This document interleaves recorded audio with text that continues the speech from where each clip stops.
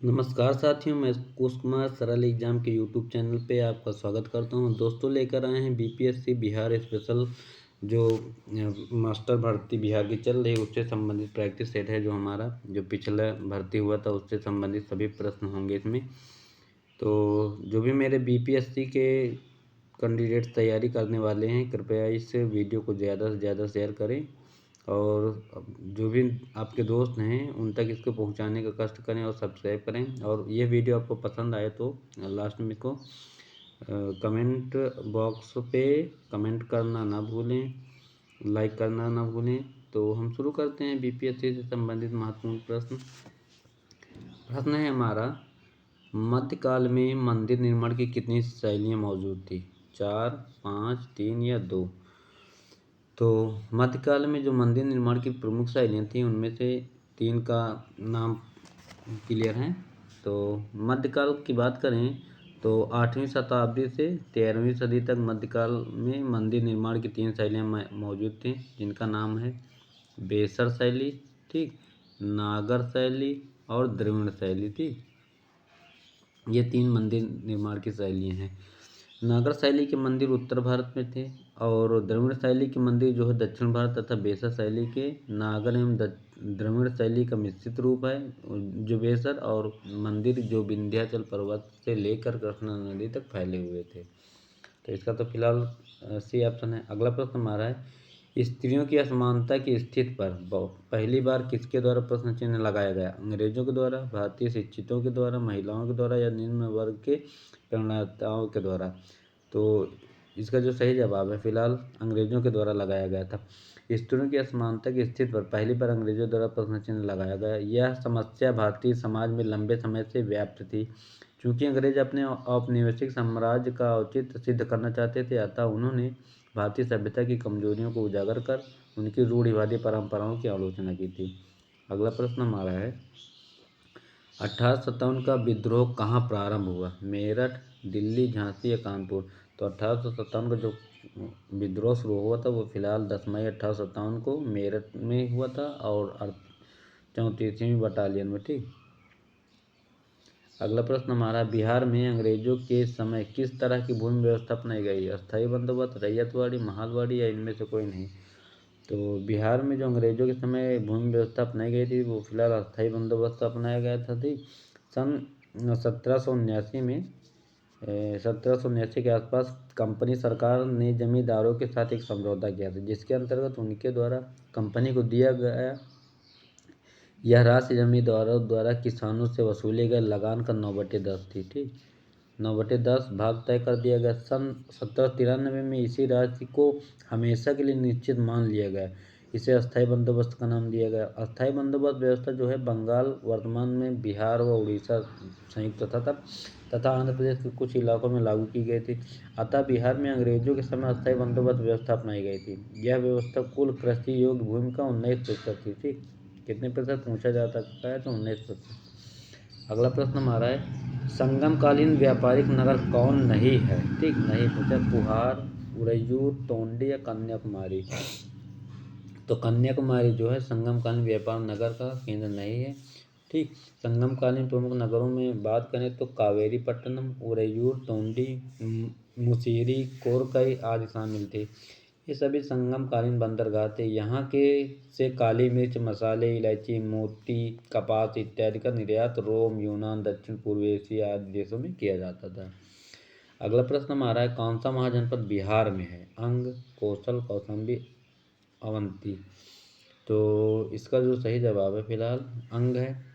16 महाजनपदों की सूची स्पष्ट रूप से हम बता दें तो मगध एवं वज्र महाजनपद बिहार में स्थित है। काशी, कौशल, चेदी, वन्य, कौशाम्बी, मल्ल, सूरसेन, पांचाल, कुरु, मेरठ क्षेत्र से जैसे महाजनपद उत्तर प्रदेश में 8 हैं। वर्तमान में 16 में से 8 यूपी में है। अन्य महाजनपदों में अवंती जो मध्य प्रदेश में, मत्स्य जो है राजस्थान में, असमक है जो दक्षिण भारत गोदावरी तट पर स्थित और कम्बोज, पेशावर तथा रावलपिंडी पाकिस्तान में, तथा गंधार दक्षिण पश्चिमी कश्मीर और तथा राजौरी और हथारा क्षेत्र में स्थित है, ठीक। अगला प्रश्न हमारा है, मनुष्य, पशु या पौधे, एक मिनट, मनुष्य पशु या पौधे के अवशेष की प्राचीनता का निर्धारण किस विधि से करता है? कार्बन 40 पद्धति, ताप संदीप्ति या पोटेशियम आर्गन विधि या स्टोन हैमर विधि। तो इसका जो सही जवाब है फिलहाल कार्बन 14। मनुष्य पशु या पौधे के अवशेषों का प्राचीनतम निर्धारण कार्बन 14 पद्धति विधि से करते हैं। कार्बन 14 पद्धति को ही रेडियो कार्बन विधि कहा जाता है। इस पद्धति के माध्यम से खुदाई में मिली वस्तुओं के समय का निर्धारण किया जाता है। अगला प्रश्न हमारा है, सूची 1 को सूची 2 से मिलान करना है आपको। 1 मिनट। मोइनुद्दीन चिश्ती की दरगाह कहाँ है? फिलहाल ये तो अजमेर में है, ठीक। और उसके बाद बाबा फरीद जो हैं ये पंजाब से संबंधित थे। और बंदानवाज गिसुदराज इनका जो संबंध है गुलबर्ग से, ये जम्मू कश्मीर है। और कुतुबुद्दीन बख्तियार का कि इनका संबंध दिल्ली से, ठीक। तो इसका जो सही जवाब है 3 4 3 4 1 1 2 यानी कि 34-12 34-12 पहला ऑप्शन इसका सही है, ठीक। अगला प्रश्न हमारा है, गुइलाम द लिस्ले द्वारा तैयार मानचित्र में हमें अधिक परिचित लगता है। लिस्ले के मानचित्र को यूरोप के नाविक तथा व्यापारी अपनी समुद्र यात्रा के लिए इस्तेमाल नहीं किया करते थे। तो एक मिनट इसका इधर है क्वेश्चन, जी 9 नंबर, ठीक। इसमें जनजाति समाज के बारे में कौन सा कथन सही है? ये ब्राह्मणी कर्मकांडों नहीं मानते थे। प्रायः वे अपने निवास स्थान के प्राकृतिक संसाधनों का पूरा इस्तेमाल करते थे। अधिकतर जनजातियाँ अपनी निवास करती, परंतु कुछ खानाबदोश भी थी। सभी कथन सत्य हैं। तो इसका जो राइट आंसर फिलहाल डी, सभी कथन इसके सत्य माने गए, ठीक। अगला प्रश्न हमारा, वास्तुकार कुंजर मल्लन रामराज पेरुथच्चन संबंधित थे। चोल साम्राज्य, चेर साम्राज्य, पांड्य, पल्लव। तो इनका जो संबंध था ये चोल साम्राज्य से था, ठीक। चोलों की राजधानी की बात करें तो तंजावुर थी। और स्थित राजराजेश्वर मंदिर के वास्तुकार कुंजर मल्लम राज पेरुथच्चन थे। इनका नाम मंदिर की दीवार पर उत्कीर्ण है, ठीक।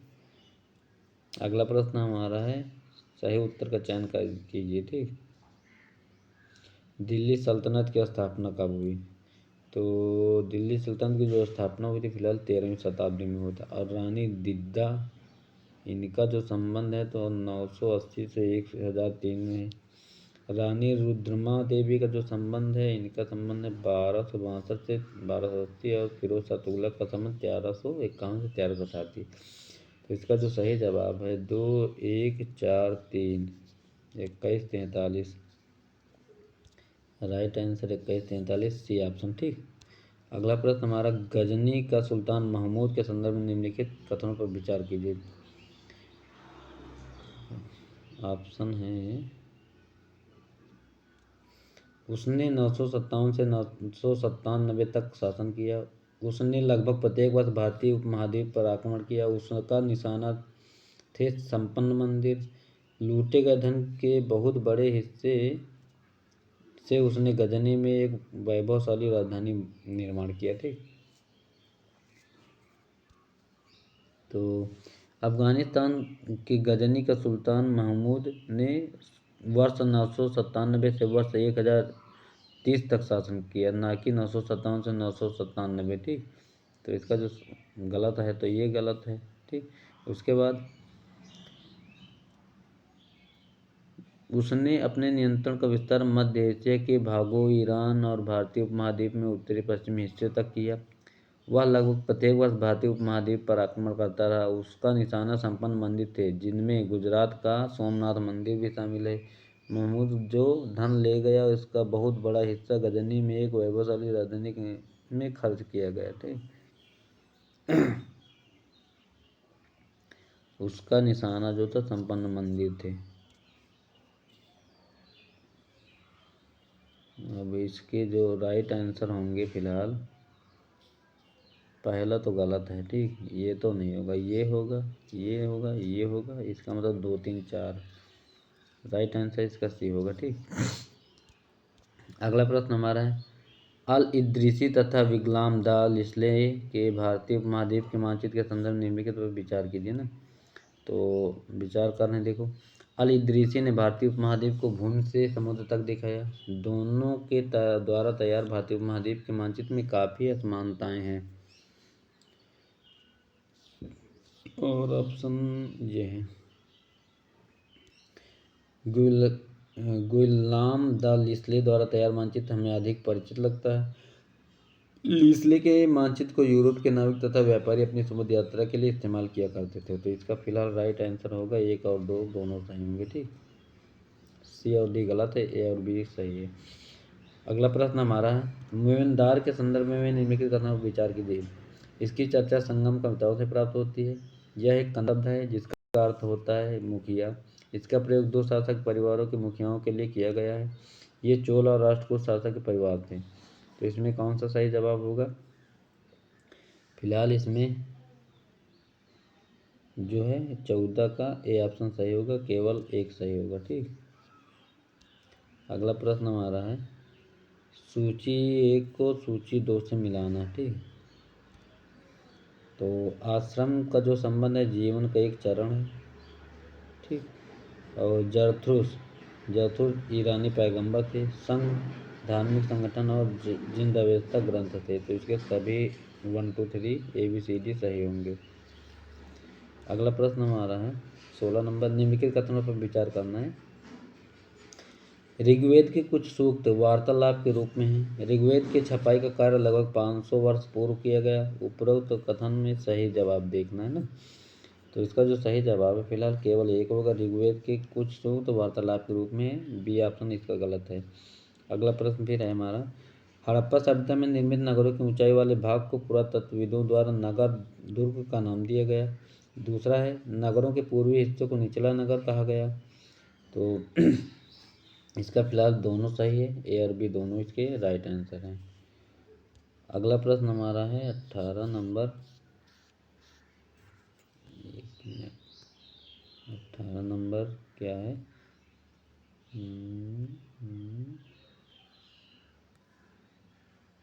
कोल्डी हवा, इसमें भी मिलान करना, ठीक। गेहूँ, जौ, भेड़, बकरी ये मवेशी का संबंध है फिलहाल मेहरगढ़ से, ठीक। चावल एवं जानवरों की हड्डियों के टुकड़े कहाँ मिले? तो ये फिलहाल मिले तो कोल्डी हवा से। मिट्टी पर खुरों के निशान जो मिले थे ये मिले थे मगधहा से। और गेहूँ दाल ये मिला था यहाँ से। तो इसका 2 1 4 3 होगा सही जवाब। 2 1 4 3 पहला ऑप्शन इसका राइट है। अगला प्रश्न हमारा है, इसको भी मिलान करना, ठीक। कृषि का आरंभ की बात करें तो इसका आरंभ हुआ था 8000 वर्ष पूर्व। सिंधु सभ्यता प्रथम नगर जो है इसका सही है 4700 वर्ष। गंगा घाटी में नगरों का उदय तो इसका तो 2500 ये राइट है। और वर्तमान समय की बात करें तो ये भी इसका राइट है। तो इसका सही है 2 1 3 4, ठीक। 2 1 3 4 इसका राइट आंसर बी ऑप्शन, ठीक। अगला प्रश्न हमारा है, 1 मिनट यार, क्वेश्चन बड़े हैं, पूरा दिखेगा नहीं ना। निम्नलिखित स्थलों पर विचार कीजिए। नर्मदा नदी घाटी, उत्तर पश्चिम में सुलेमान एवं किर्थर पहाड़ियाँ, उत्तर पूर्व में गारो पहाड़ियाँ और मध्य भारत में विंध्य पहाड़ियाँ। तो इसका जो सही जवाब है फिलहाल उपरोक्त सभी कथन सही हैं। गुलामगिरी पुस्तक, फिलहाल ये तो ज्योतिबा फूले की गुलामगिरी थी। 1873 में ये किताब लिखी गई थी, 1873 में। इससे लगभग 10 वर्ष पहले अमेरिका गृह युद्ध हो चुका था, जिससे अमेरिका में दास प्रथा समाप्त हो गई थी। फूले ने अपनी पुस्तक को उन अमेरिकियों को समर्पित किया जिन्होंने दासता के खिलाफ युद्ध लड़ा था। इस तरह उन्होंने भारत के निम्न जातियों को अमेरिका के काले गुलामों को दुर्दशा को एक दूसरे से जोड़ दिया था। अगला प्रश्न हमारा है 22 नंबर, किस वर्ष जॉन के ने स्पिनिंग जेनी का आविष्कार किया था? 1741, 1753, 1764, 1772। फिलहाल इसका सही जवाब है 1764। ठीक। जॉन कैली ने स्पिनिंग जेनी का आविष्कार किया, जिससे परंपरागत तकलियों की उत्पादकता काफ़ी बढ़ गई। स्पिनिंग जेनी एक ऐसी मशीन जिससे एक कामगार एक साथ कई तकलियों पर काम कर सकता था। जब पहिया घूमता था तो सारी तकलियाँ घूमती, तकली थी ना, ऐसे ऐसे होती थी, इसमें धागा बनता था, ऐसे ऐसे ऐसे ऐसे घुमाते थे। अगला प्रश्न हमारा है, किस प्रकार का झंडा बिरसा राज्य का प्रतीक है? नीला, पीला, सफ़ेद या काला? तो इसका जो सही जवाब है सफ़ेद। सफ़ेद। 1897 इसका, हाँ, 1897 में जेल से लौटने के बाद बिरसा मुंडा समर्थन जुटाते हुए गांव गांव घूमने लगे। उन्होंने लोगों को उकसाने के लिए परंपरागत प्रतीकों और भाषा का प्रयोग किया। वे आह्वान करते थे कि उनके नेतृत्व में साम्राज्य की स्थापना के लिए रावणों, दीकू और यूरोपियों को तबाह कर दें। बिरसा के अनुयायी दीकू और यूरोपीय सत्ता के प्रतीकों को निशाना बनाने लगे। उन्होंने थाने और चर्चों पर हमले किए और महाजनों व जमींदारों की संपत्तियों पर धावा बोल दिया। सफ़ेद झंडा बिरसा राज्य का प्रतीक है। ठीक। धरतीपुत्र के नाम से जाना जाता है। बिरसा मुंडा झारखंड से संबंधित है। 19वीं सदी के अंत तक निज खेती की व्यवस्था के तहत नील की पैदावार वाली कितने प्रतिशत से भी कम जमीन आती थी? 25, 30 या 35, 40? तो इसका जो सही जवाब है वो होगा 24 नंबर का है, ए ऑप्शन 25। अगला प्रश्न हमारा है, सूची का मिलान करना है। भारतीय रियासत, तो भारतीय रियासत सतारा का मिलान हुआ था 1848 में। संबलपुर है जो 1849 में मिला है, और उदयपुर जो है 1852 में, और नागपुर 1853 में। तो इसका 2, 3, 4, 1 है सही जवाब।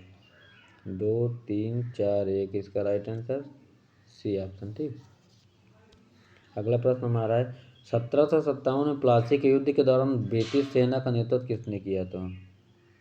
Robert Clive, Warren Hastings, Lord Cornwallis या लॉर्ड हेस्टिंग्स? तो 1757 में फिलहाल रॉबर्ट क्लाइव ने ब्रिटिश सेना का नेतृत्व किया था। अगला प्रश्न हमारा है, इतिहास के संदर्भ में परंपरागत अवधारणा क्या है? यह बहुत उबाऊ है, इसमें बस तारीखें रटने चले जाओ। ए और बी दोनों सही, उपरोक्त में से कोई नहीं। तो इसका जो सही जवाब है ए और बी दोनों सही है इसका। अगला प्रश्न हमारा, उभरते हुए उद्योग सनराइज उद्योग के नाम से भी जाने जाते हैं, इनमें किससे संबंधित उद्योग शामिल है? तो सूचना प्रौद्योगिकी, स्वास्थ्य लाभ, सत्कार तथा ज्ञान, उपरोक्त में से सभी। तो इसका सही जवाब है डी ऑप्शन, सभी सही है। अगला प्रश्न है, सुमेलित करना है।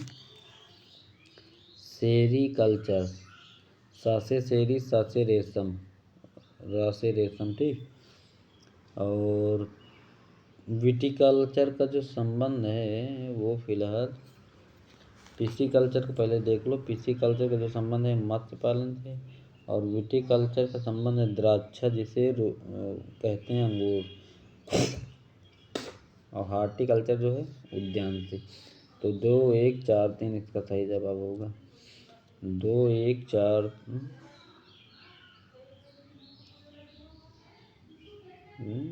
इसका तो सही जवाब है ही नहीं भाई। सेरीकल्चर का संबंध रेशम से है, पिसीकल्चर का मत्स्य से, विटिकल्चर द्राक्ष और हॉर्टिकल्चर इससे।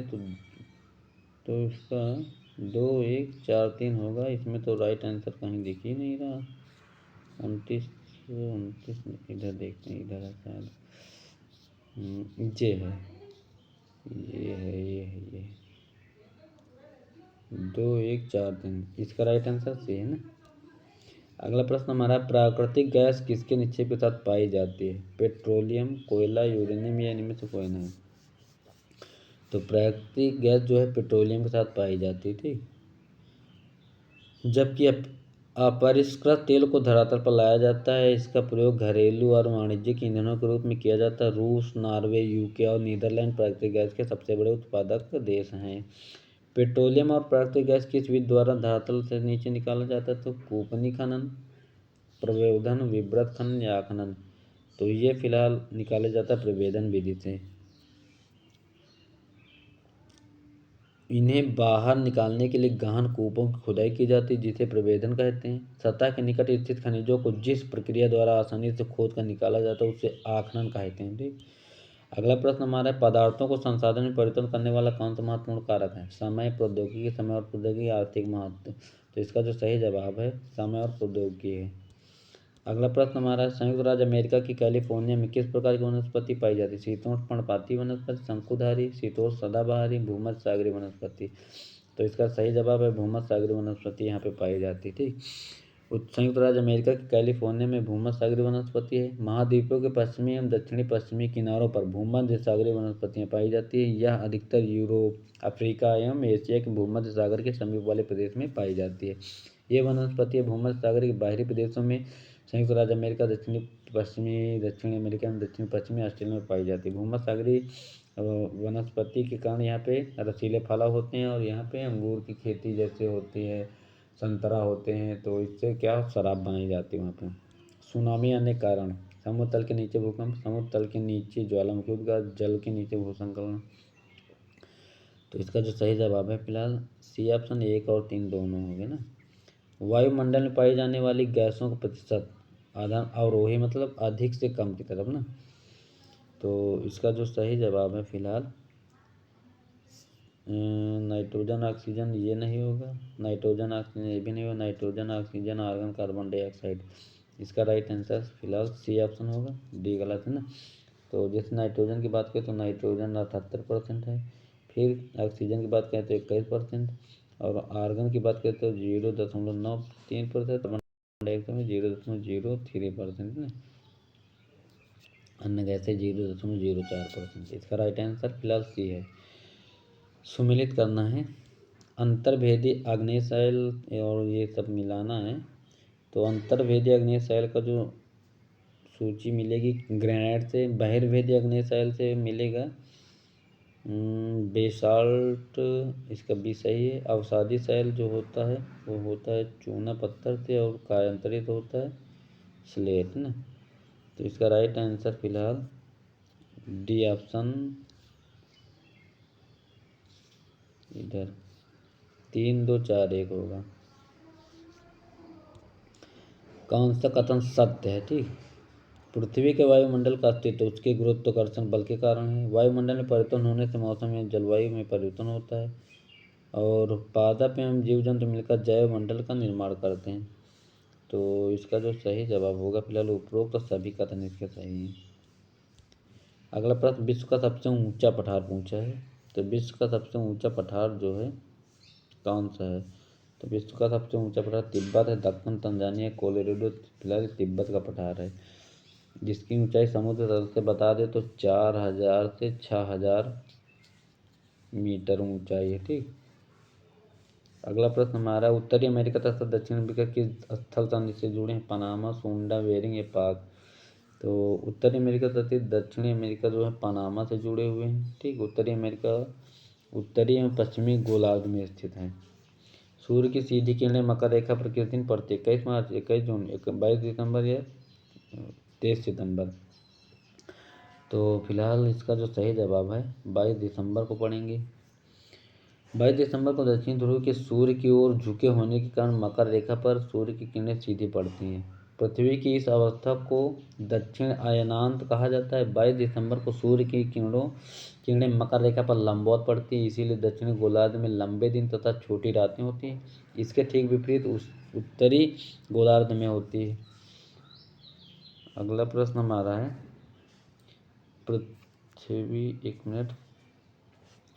पृथ्वी से चंद्रमा का केवल एक ही भाग दिखाई देता है। कथन आर, चंद्रमा को पृथ्वी के चारों तरफ एक चक्कर लगाने में तथा उस अपने अक्ष पर एक चक्कर घूमने में लगभग बराबर समय लगता है। अब इसमें कूट दिया हुआ है।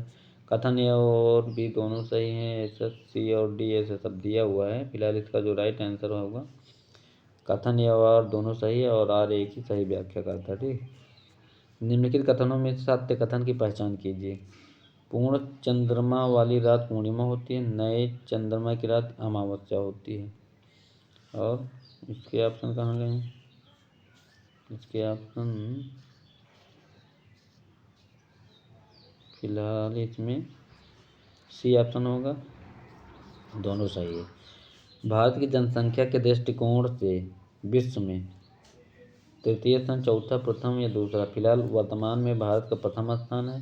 ठीक, 144 करोड़ जनसंख्या यहाँ पे निवास करती है, और चीन था इसके पहले 142 उसके है। अगला प्रश्न हमारा, इनमें कौन कृषि आधारित उद्योग है? फर्नीचर, कागज, वस्त्र, तांबा प्रगलन? तो कृषि आधारित जो उद्योग है फिलहाल वो है वस्त्र उद्योग है। ठीक, वस्त्र उद्योग कृषि आधारित है। कृषि आधारित उद्योग में कच्चे माल के रूप में कृषि उत्पादों का उपयोग किया जाता है। कागज उद्योग और फर्नीचर उद्योग वन आधारित होते हैं। ठीक, हुगड़ी जन में किसका उत्पादन होता है? कोयला, पवन ऊर्जा, सौर ऊर्जा, पेट्रोलियम? तो इसका जो सही जवाब है डी ऑप्शन है, हुगड़ी जन से पेट्रोलियम का उत्पादन होगा। भारत में तेल उत्पादन की दृष्टि से असम 1901 में यहाँ डिगबोई खोदा गया था कुआं। अरुणाचल प्रदेश, नागालैंड महत्वपूर्ण है। यहाँ डिगबोई नरकटिया ये तो बिहार में पड़ता है शायद, हाँ नरकटिया बिहार में पड़ता है। और हुगड़ी जन रुद्रसागर मुख्य उत्पादक केंद्र गुजरात राज्य में अकेले तौर पड़ता है। कोलोज, मेहसान इत्यादि मुख्य पेट्रोलियम, मेहसाणा जो भी, ये भी गुजरात में ही पड़ता है। पृथ्वी का कितने प्रतिशत भाग पर स्थल है? 71% में तो जल है, और बी है 29% में फिलहाल स्थल है। ठीक, अगला प्रश्न हमारा, केरल में नहीं उपजाया जाता कहवा, काजू, जूट या इलायची? तो केरल में फिलहाल जूट नहीं उपजाया जाता, ये पश्चिम बंगाल में होता है जहाँ बारिश ज़्यादा होती है। ठीक, केरल में मुख्य रूप से चावल, नारियल, काली मिर्च, कहवा, काजू, इलायची, गरम मसाला आदि होता है, जबकि जूट का उत्पादन पश्चिम बंगाल करता है। विश्व में बात करें तो बांग्लादेश करता है, और उत्तर प्रदेश में बात करें तो गोरखपुर करता है। ठीक, नदी तालाब के पानी की शुद्धता हो सकती है मच्छर पालने से, तोता पालने से, बत्तख पालने से, मछली पालने से? तो इसका जो सही जवाब होगा फिलहाल मछली पालने से होती है। ठीक, क्योंकि जो मच्छरों के लार्वा होते हैं ना उनको खा जाती हैं। वायुमंडल में ऑक्सीजन की मात्रा है 25.42, 78, 20.29, समझो 21% ऑक्सीजन होती, तो इसका राइट आंसर यही है लगभग। भूपर्पटी में ऊपरी हिस्सा कहलाता है सियाल, सीमा, परत या मेंटल? तो भूपर्पटी पे जो ऊपरी है वो उसे कहते हैं सियाल, क्योंकि इस परत में सिलिका SI, ठीक, और एल्यूमिनियम Al की प्रधानता होती है, इसलिए इसे सियाल कहते हैं। ठीक, सियाल ऐसे देखो, लिखो ना सियाल, ये बन गए ना, सिलिका और एल्यूमिनियम, सिलिका एल्यूमिनियम में पाया जाता। तो इसमें अगर पूछ ले कि सियाल में कौन कौन सी धातु पाई जाती है तो ऐसे लिखो अंग्रेजी में सियाल, तो हो गया सियाल, सिलिका, एल्यूमिनियम। ठीक, नीफ, सियाल, सीमा, नीफे, नीफे ये होगा। तो उन धातुओं के नाम पे ही लिखा गया है इनका नाम। गन्ना उत्पादक जिला बिहार में किशनगंज है, अररिया, पूर्णिया, कटिहार, गया, नवादा बिहार, पश्चिमी चंपारण? फिलहाल गन्ना के लिए तो मैं तो पश्चिमी चंपारण गया हूँ। सबसे ज़्यादा गन्ना का उत्पादन पूर्वी चंपारण, पश्चिमी चंपारण और गोपालगंज में ही होता है। अगला प्रश्न हमारा, सबसे अधिक गर्मी कहाँ पड़ती है? शीत कटिबंध, शीतोष्ण कटिबंध, उष्ण कटिबंध या उत्तरी ध्रुव पर?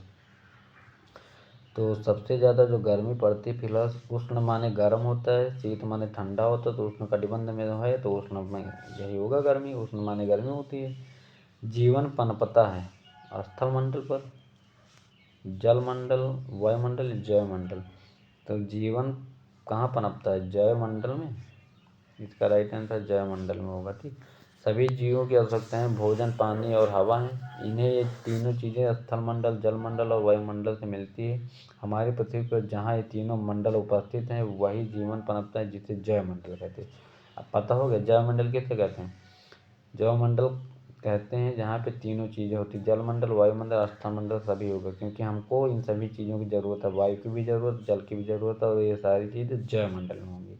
अब जयमंडल का अर्थ पता होगा ना, यहाँ पे स्थलमंडल होगा, जलमंडल होगा, वायुमंडल होगा, उसे कहते हैं जयमंडल। अगला प्रश्न हमारा, सूर्य की आकृति कैसी है? गोल, चिपटी, वर्गाकार, आयताकार।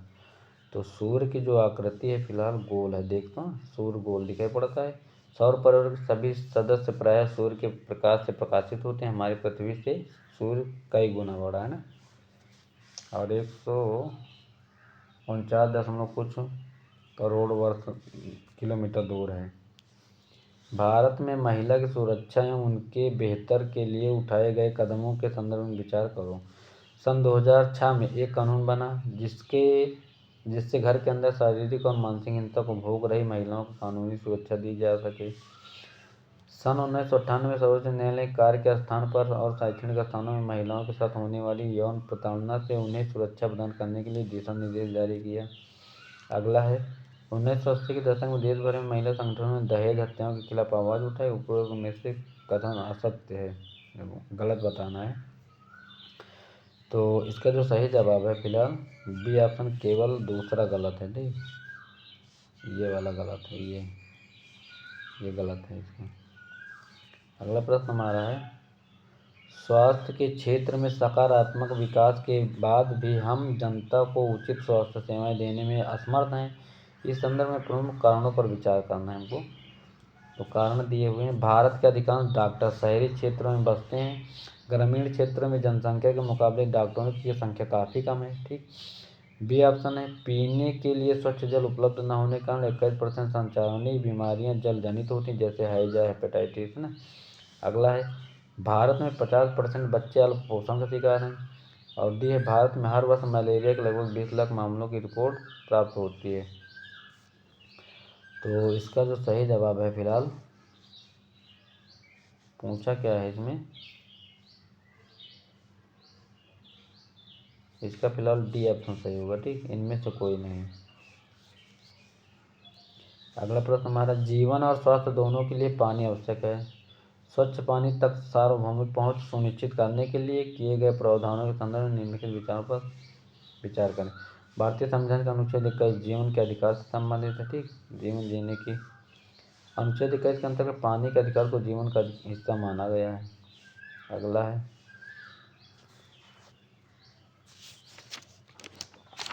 उच्च न्यायालयों और सर्वोच्च न्यायालयों ने कई मुकदमों में यह कहा है कि सुरक्षित पेयजल का अधिकार भी मौलिक अधिकार में एक है। उपरोक्त में से कथन सत्य ढूंढना है। तो इसका जो सही जवाब फिलहाल सभी कथन इसके सत्य हैं। ठीक, अगला प्रश्न हमारा है 58 नंबर, भारतीय संविधान में कई ऐसे प्रावधान जोड़े गए जो कानून पर आधारित शासन की स्थापना के लिए जरूरी थे। कानून के शासन का मतलब है कि सभी कानून देश के सभी नागरिकों पर समान रूप से लागू होते हैं। हमारा कानून धर्म, जाति और लिंग के आधार पर लोगों के बीच कोई भेदभाव नहीं करता है। अगला है हमारा, भारतीय संविधान में कानून के शासन का प्रावधान ब्रिटेन के संविधान से लिया गया है। ठीक है, तो सही है। तो इसका फिलहाल जो राइट आंसर होगा वो होगा सभी कथन सत्य है ना। अगला प्रश्न हमारा, भारतीय संविधान निर्माण प्रक्रिया के संदर्भ में कथन पर विचार करना। 1934 में भारतीय राष्ट्रीय कांग्रेस ने संविधान सभा के गठन की मांग की। पहली बार अधिकृत नीति शामिल हुई थी। बी है, केवल भारतीयों को लेकर बनने वाली एक स्वतंत्र संविधान सभा की यह मांग दूसरे विश्व युद्ध के दौरान और तेज हो गई।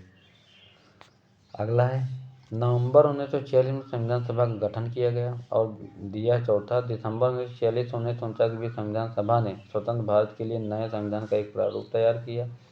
तो इसका जो सही जवाब है केवल सी ऑप्शन इसका सही होगा। ठीक, ये जो है गठन हुआ था 1946 में।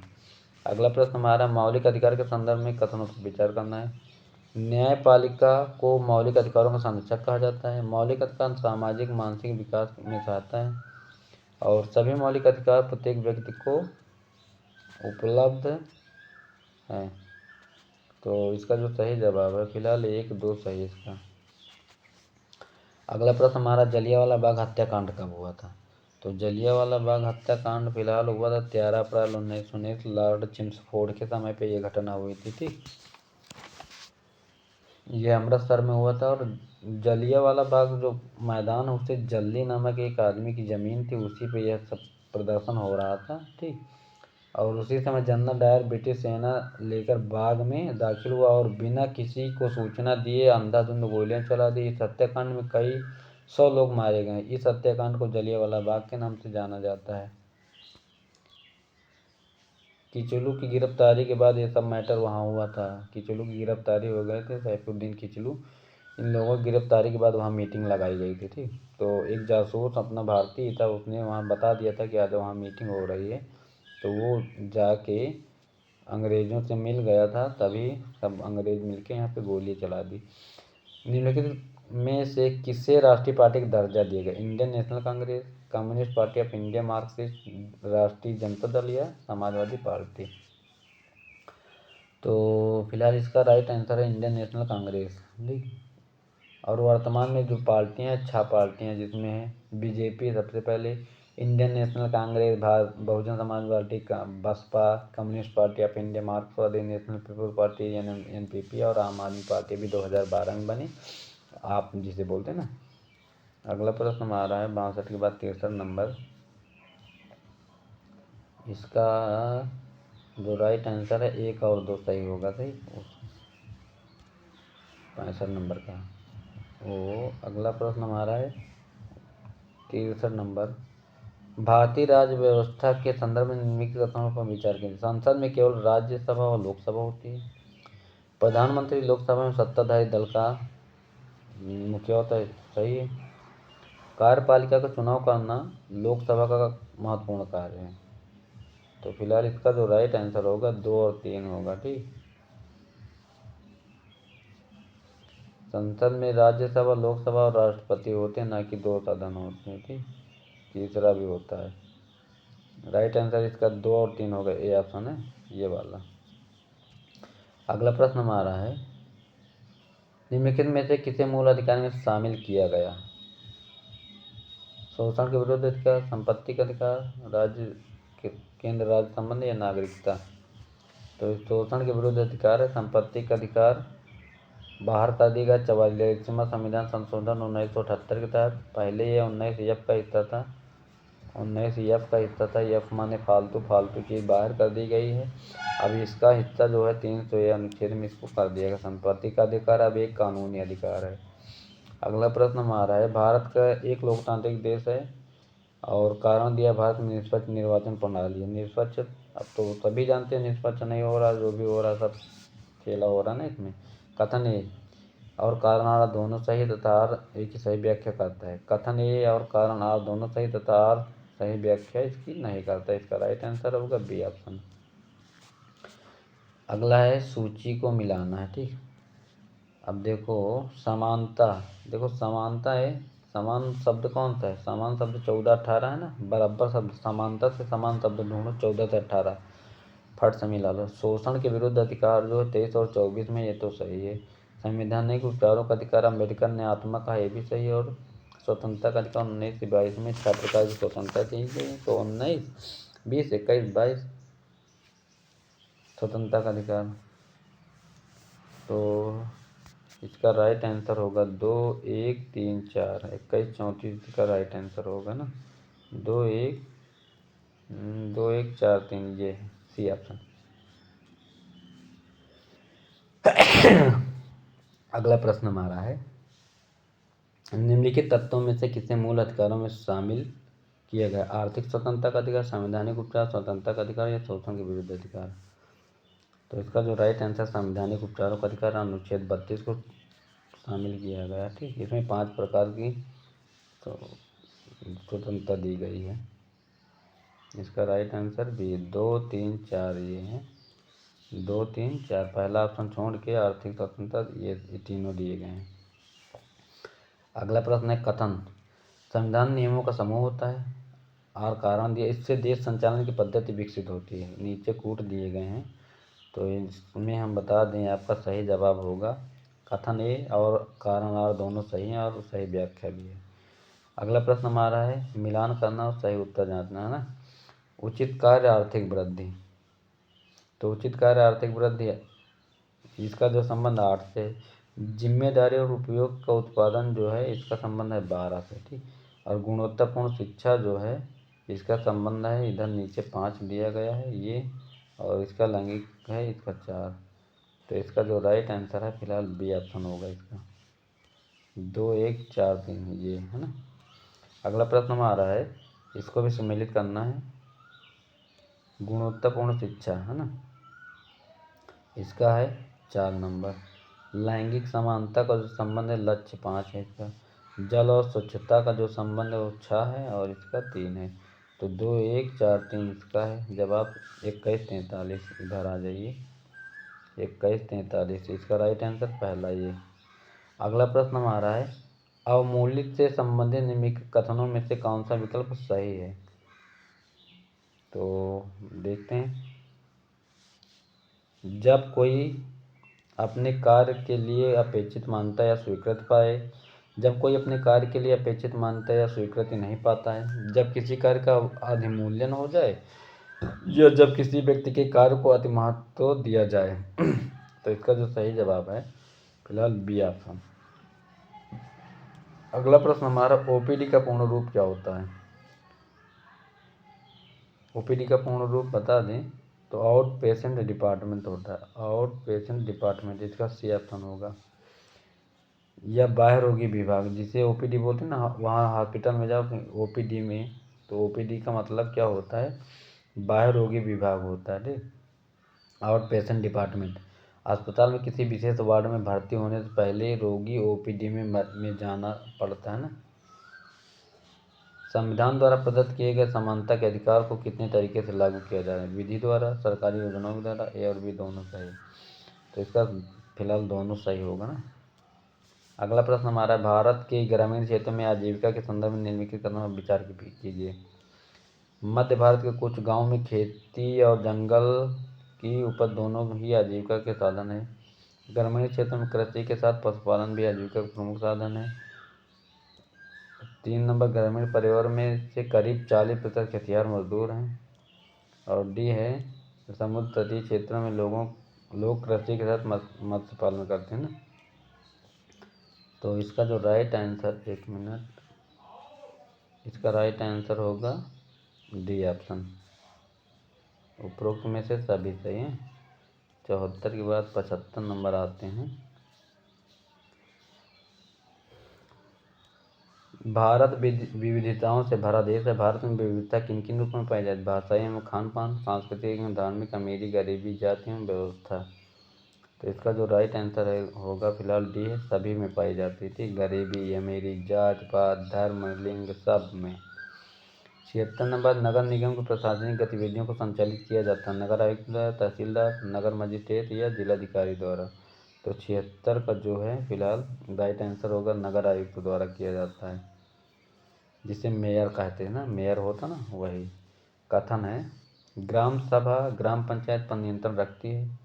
ग्राम पंचायत का चुनाव ग्राम सभा द्वारा किया जाता है।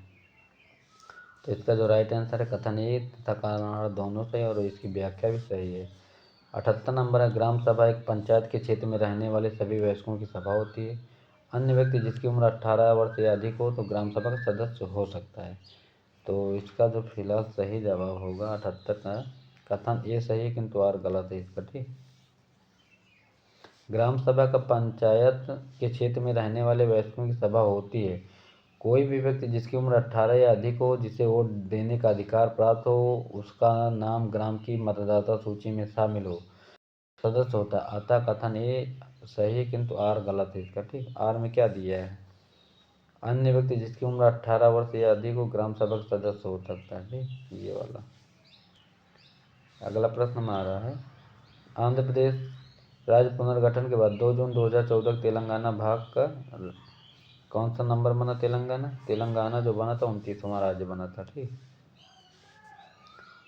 जम्मू कश्मीर 2019 में पुनर्गठन के पश्चात वर्तमान में कुल राज्यों की संख्या हम बता दें तो 28। संविधान की प्रस्तावना में कितने प्रकार की स्वतंत्रता है, तो प्रस्तावना में जो है फिलहाल 5 प्रकार की स्वतंत्रता दी गई है। अब हम जिसे संवैधानिक उपचारों का अधिकार कहते हैं, अनुच्छेद 32 है, और अनुच्छेद 32 को अम्बेडकर ने संविधान की आत्मा का वर्णन किया है। संविधान के प्रस्ताव में 5 प्रकार की स्वतंत्रता का उल्लेख किया गया है, जैसे विचार की स्वतंत्रता, अभिव्यक्ति की, विश्वास की, धर्म की और उपासना की। तो यह थे बीपीएससी टीयर 3 के लिए महत्वपूर्ण प्रश्नों को सेट, जो सामाजिक विषय का 80 क्वेश्चन इसी से आपके आएंगे। तो जो लोग सामाजिक विषय की तैयारी से अपना कर रहे हैं बीपीएससी का एग्ज़ाम के लिए प्रिपरेशन, उनके लिए महत्वपूर्ण प्रश्न है। ठीक, और भी जो बिहार से संबंधित प्रश्न हैं वो इसमें इंक्लूड किए गए हैं, सभी के लिए हो सकता है, बिहार वालों के लिए। तो ये थे आज के हमारे 80 महत्वपूर्ण प्रश्न। उम्मीद है कि यह वीडियो आपको पसंद आया होगा, और जो भी बीपीएससी की तैयारी कर रहे हैं वो कृपया इस वीडियो को ज़्यादा से ज़्यादा शेयर करें, जो आपकी आगामी परीक्षा जून में लगी हुई है उसके लिए परफेक्ट प्रैक्टिस सेट लाए थे।